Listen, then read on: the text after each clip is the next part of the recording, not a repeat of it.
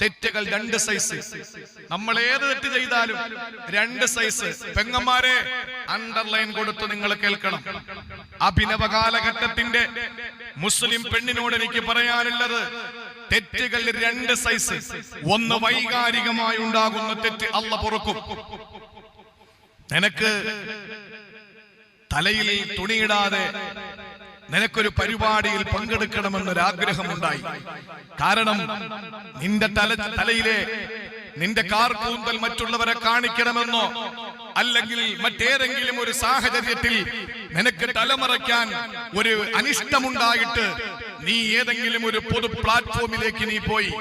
വൈകാരികമാണ് നിന്റെ ചിന്തയെങ്കിൽ അല്ലാഹു മാപ്പ് തന്നേക്കാം. പക്ഷേ രണ്ടാമതൊരു സൈസ് തെറ്റുണ്ട്. അത് വൈകാരികമല്ല, അത് ധിക്കാരമാണ്. ആദം നബി ചെയ്ത തെറ്റ് വൈകാരികമാണ്. ഇനിയും സ്വർഗത്തിൽ നിൽക്കണം, സ്വർഗത്തിന്റെ അനുഭൂതികൾ ഇനിയും കിട്ടണം. വൈകാരികമായ ചിന്ത വന്നപ്പോൾ ആദം നബി പഴം പറിച്ച് തിന്നേണ്ടി വന്നു. അല്ലാഹു മാപ്പ് കൊടുത്തു. നേരെ മറിച്ച് അതേ സ്വർഗത്തിൽ വെച്ച് ധിക്കാരത്തോടുകൂടി തെറ്റ് ചെയ്തത് പിശാചാണ്. അല്ലാഹു മാപ്പ് കൊടുത്തില്ല. അപ്പൊ വൈകാരികവും ധിക്കാരപരവുമായ തെറ്റുകൾ നമ്മുടെ ഇടയിൽ ഉണ്ടാകുമ്പോ വൈകാരികമായി ഉണ്ടായേക്കാവുന്ന തെറ്റുകളെ അല്ലാഹു പൊറുത്തേക്കാം.